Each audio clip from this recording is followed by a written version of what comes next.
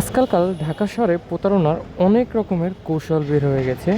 আজকে হঠাৎ করে আমি দাঁড়িয়েছিলাম, মানে দাঁড়িয়ে ফোন ফোন টিপতেছিলাম। হঠাৎ করে এক রিক্সা চালক এসে আমাকে বলতেছিল, ভাই আমাকে 500 টাকা দিবেন বা বা আমাকে কিছু টাকা দিবেন, আমি আসলে বাড়িতে টাকা পাঠাবো, তো বাচ্চা অসুস্থ, আমি আসলে 1000 টাকা পাঠাবো, মিলাতে পারতেছি না কোনোভাবে, আমাকে বলতেছিল, খুব সুন্দর করে বলতেছিল। কিন্তু সেম কাজটাই আমি ওনাকে বললাম না, আমি কিছু বলি না ওনাকে।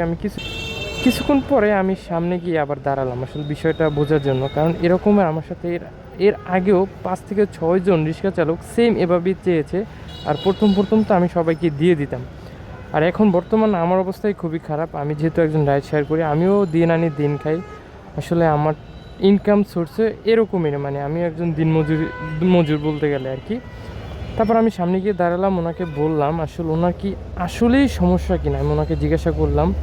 আবার ওনাকে দেখতেছিলাম যে সামনে গিয়ে উনি আসলে টাকা মিলাচ্ছে, টাকা মিলাতে পারতেছে না। ব্যাপারটা আসলে আমার তখন খুবই খারাপ লাগলো। আমি ওনার সাথে কথা বললাম, বিস্তারিত জানলাম। কিন্তু আসলে এই ধরনের যদি কেউ প্রতারণা করে, তাহলে সেক্ষেত্রে কিন্তু আসলে যারা আসলেই অসহায় তারা কিন্তু আসলে বঞ্চিত হবে, মানে মানুষের সাহায্য থেকে বঞ্চিত হবে।